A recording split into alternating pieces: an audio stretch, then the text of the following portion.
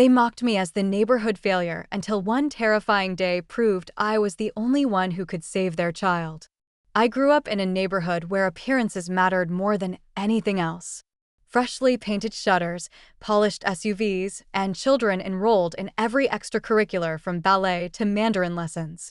To the women who ran our cul-de-sac like a country club committee, success wasn't measured in kindness, but in how perfect you looked at drop-off or how many trophies your kids collected.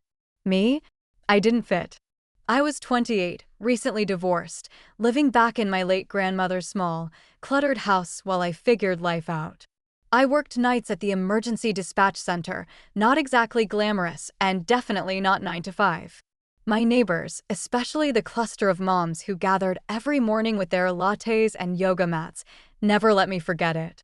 Some people just never get it together, one of them, Trisha, had said once, not realizing I was within earshot. Another, Chelsea, wrinkled her nose. At least she doesn't have kids. Imagine the disaster. They laughed. The kind of laugh that lingers in your chest long after the moment is gone. I walked past them, coffee in hand, pretending not to hear, but their words dug deep. Screw up. Failure. The girl who couldn't hold a marriage, who worked an odd job, who never upgraded to the kind of life they flaunted like pearls. I told myself I didn't care. But every time I saw their manicured nails gripping steering wheels of shiny SUVs, or their husbands waving from driveways in golf shirts, the weight of being less than pressed harder. And still, I kept my head down. I worked. I paid bills. I kept quiet. What none of them knew was that my so-called failure job, answering frantic 911 calls at 2 in the morning, was about to change everything. It was a Tuesday afternoon, the kind of day that felt too normal to ever predict what was coming. The moms were out in their usual spot, yoga pants and ponytails, standing in a neat little cluster at the corner of Chelsea's driveway. They always carried themselves like royalty presiding over the kingdom of cul-de-sac perfection. I had just dragged my garbage bins back up the drive when I heard them. "Look at her," Trisha whispered, not nearly as quietly as she thought. Middle of the day, still in sweatpants. No ambition. No plan. Chelsea chuckled, sipping from her stainless steel tumbler. She's our neighborhood cautionary tale. Honestly, I hope my daughter never ends up like that. The words stung, but I didn't break stride. I pulled the bins in, shut my gate, and reminded myself I'd rather be in sweatpants after a 12-hour night shift saving lives than gossiping about people. But still, they'd won. They always won. Or so they thought. That night, I sat at the dispatch center. It was a quiet shift, at least until the line lit up with a panicked voice that would haunt me for years. "My son, oh God, he's not breathing. He's not, please help me." I recognized the voice immediately. Chelsea. The same Chelsea who'd mocked me that morning. Her words were frantic, broken by sobs. He was playing. He just collapsed. He's turning blue. What do I do? Every ounce of me shifted into professional mode. My personal feelings about Chelsea vanished. In that moment, she wasn't the woman who'd sneered at me. She was a mother whose world was crumbling, and the only thing between her and complete tragedy was me. "Chelsea," I said firmly, voice steady despite the adrenaline pumping through me. "You're doing the right thing. Stay calm. We're sending help, but I need you to follow my instructions, okay?" Her sobs choked into gasps. Okay, please hurry." I began walking her through CPR, step by step. Lay him flat on the ground. Tilt his head back. Pinch his nose. Give 2 breaths, slow, steady. Now press firmly in the center of his chest 30 times. Push hard, Chelsea. Don't stop. She was crying so hard she could barely breathe herself, but I kept coaching her, counting with her. 1, 2, 3, good. Keep going. You can do this. You have to do this. Seconds stretched like hours. I could hear her counting, sobbing, whispering, "Please don't leave me," to her son between compressions. Then, faintly, I heard it, a cough. A tiny raspy cough. Chelsea screamed. "He's breathing. Oh my God, he's breathing again." Tears pricked my own eyes, though my voice stayed level. "That's good. Keep him on his side. Stay with him.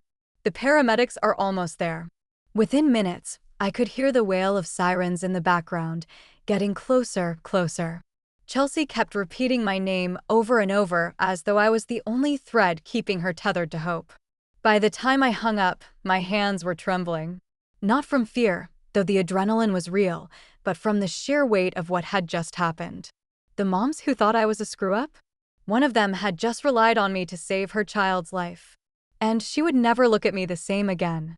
The next morning, I barely had time to process what happened before the neighborhood grapevine exploded.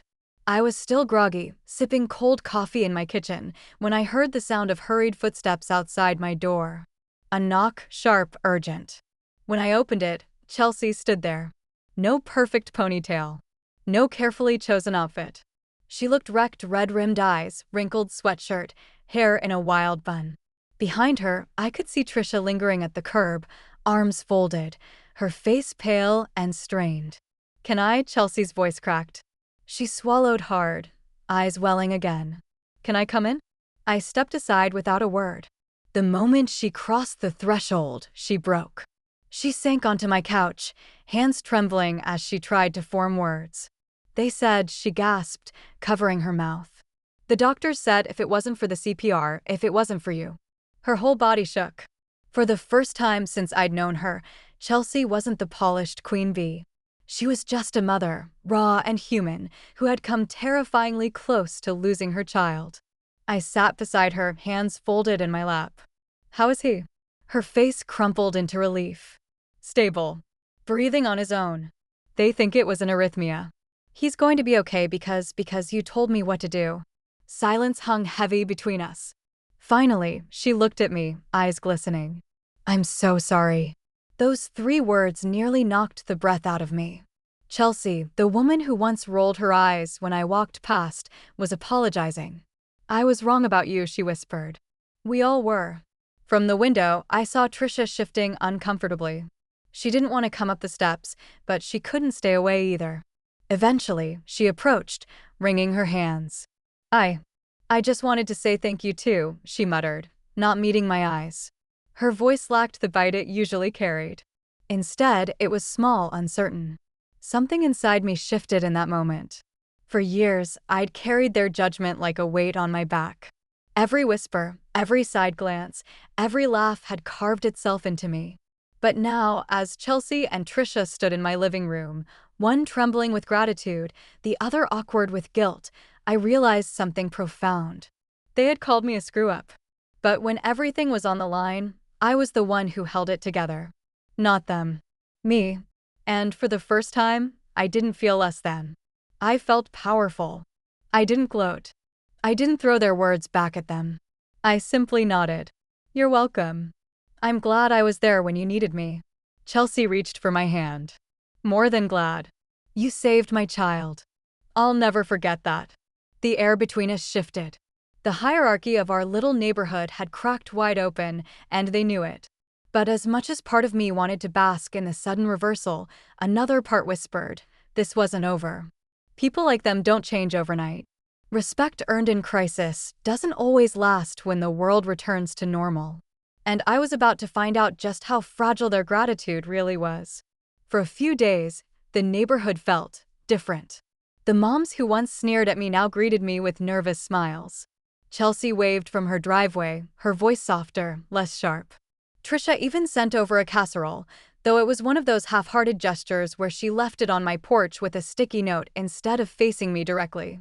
It would have been funny if it wasn't so surreal. But beneath the surface of their sudden politeness, I could feel something else brewing. Gratitude, yes, but also resentment. Because the moment I saved Chelsea's child, their carefully curated pecking order tilted. For years, they'd worn superiority like a crown. Now, the screw-up had done what none of them could. And it burned them. I saw it in the way Trisha's smile faltered whenever someone in the neighborhood mentioned my name. I saw it in the forced cheer in Chelsea's voice when she told the story to others. "She was amazing," Chelsea would say, but her eyes darted nervously, as though admitting I'd saved her child somehow chipped away at her own standing. It all came to a head the following weekend at the neighborhood park. The cul-de-sac moms had organized a little gathering, balloons, snacks, the usual. I showed up with my niece, who I often babysat, figuring it would be good for her to play with other kids. At first, it was awkward. Parents whispered when I walked by, some nodding in acknowledgement, others just staring. I kept my head high, pretending I didn't notice. Then one of the dads, a kind man named Robert, clapped me on the shoulder. "You know, you're a damn hero," he said, loud enough for everyone to hear. Not everyone could keep their cool the way you did. The air shifted. Moms froze mid-conversation. Chelsea's face tightened, though she forced a smile. "Yes, we're very lucky she was there," she said carefully. But Trisha couldn't help herself. Her voice slipped with bitterness. "Well, I suppose it helps when you don't have much else going on." The words sliced through the air. My niece, swinging happily nearby, didn't hear it, but everyone else did. I turned slowly, meeting Trisha's eyes. For once, I didn't shrink back. Maybe, I said evenly, but I'd rather be a screw-up who saves a life than a perfect mom who stands around gossiping while someone else does the hard work. Gasps. Whispers. Trisha's mouth fell open, but no words came out. Chelsea looked like she wanted to disappear into the grass. And me? For the first time in years, I felt no shame. No doubt. Just truth.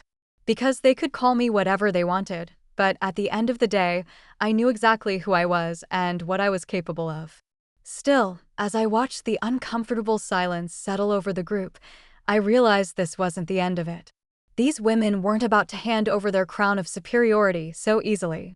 And the next test of who I really was closer than I imagined. A week later, the neighborhood looked like it had reset itself. The SUVs gleamed in the driveways, the yoga mats reappeared on Chelsea's lawn, and the air filled again with laughter that wasn't as lighthearted as it tried to be. But I knew better. The balance had shifted. Every glance from them carried a tension, part gratitude, part grudge. I thought maybe things would quietly settle, that they'd go back to their world of manicured perfection while I lived in mine, and we'd simply pretend nothing had changed. But life, it seems, wasn't done with us yet. It was a Saturday afternoon when I heard the shouting. My niece and I had been in the backyard, her little hands smearing chalk across the pavement, when the sharp sound of screaming tore through the air. "Help! Somebody help!" I jumped up and sprinted toward the sound. It was coming from Trisha's house. By the time I reached the yard, chaos had erupted. Trisha's daughter, Emily, was dangling from the top of the backyard playset, her shoelace caught and twisted. She was upside down, blood rushing to her head, her face red and contorted as she screamed. Trisha stood below, hands flailing uselessly. "I can't reach her. I can't. Oh my God, she's slipping." Chelsea was there too, phone in hand, shouting something about calling for help, but frozen in panic. For a moment, everyone looked at me. The screw-up. The outcast. The one they never respected. But in that split second, I didn't think about their judgment. I didn't think about their whispers or the names they'd called me. I thought about the child whose terrified eyes locked on mine, silently begging me to do something. I climbed. My hands gripped the worn wooden beams of the playset, my legs moving faster than they had in years. Within seconds, I was at the top, reaching Emily. Her small leg was twisted badly, her shoelace knotted in the metal bar. "Hey," I whispered to her, keeping my voice calm even as adrenaline surged. "You're okay. I've got you." She whimpered, tears spilling down her cheeks. "Don't let me fall." "Never, I promised." Carefully, I untangled the knot, steadying her weight against my chest as I freed her foot. The moment she was loose, I held her tightly and climbed back down, step by careful step, until we were safely on the ground. The second my feet hit the grass, Trisha collapsed to her knees, pulling Emily into her arms, sobbing. "Oh, thank God, thank God." Chelsea, wide-eyed, covered her mouth. She saved her. Again. I set Emily down gently, brushing her hair back from her face. "She's okay. Just keep her foot elevated. She might have a sprain. But she's safe." Trisha looked up at me then, her face streaked with tears, her pride shattered completely. I don't know what to say." "You don't have to," I said simply. But deep inside, I knew. This was the second time. Not luck, not coincidence, proof. They had spent years calling me a failure. But when it mattered most, when their children's lives were hanging by a thread, it wasn't their money or their perfect appearances or their little club of superiority that saved anyone. It was me. Word spread quickly, as it always does in neighborhoods like ours. By evening, parents who once turned up their noses were coming by to thank me. Robert stopped by with his kids to shake my hand. Even Chelsea's husband, who had never so much as said hello before, walked across the street just to look me in the eye and say, "You saved my family." Twice. As for Trisha, she came by the next day. Not with a casserole. Not with excuses. Just with Emily, who handed me a hand-drawn card with crayon letters. "Thank you for catching me." I framed it. Not out of pride, but because it reminded me of something the moms had never understood. Being perfect doesn't mean anything. Being present does. And maybe I wasn't the picture of success in their world. Maybe I didn't have the shiny car or the manicured lawn or the perfect marriage. But I had something more powerful, the ability to stand strong when it mattered most. So let them call me a screw-up. Let them whisper. Because the truth is, when everything fell apart, I was the one who saved their world. And that's something they'll never be able to take away.